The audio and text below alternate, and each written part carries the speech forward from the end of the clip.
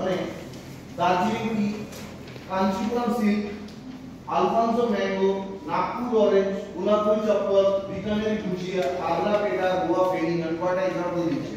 এখানে একটা use of geographical indication in respect of products manufactured in a region other than the specific geographical area that is not allowed. এটা যদি কেউ register করতে পারে তাহলে একটা GI tag can fetch originality, আর জিআই ট্যাগের উপরে দাঁড়িয়ে people can get huge amount of money। যেটা নিয়ে অনেক লোক আমায় প্রশ্ন করেছিল যে ওয়েস্ট বেঙ্গল আর উড়িষ্যার মধ্যে একটা বড় লড়াই দাঁড়িয়ে যায় যে রসগোল্লা হু ওয়াজ দি অরিজিনাল ক্রিয়েটর।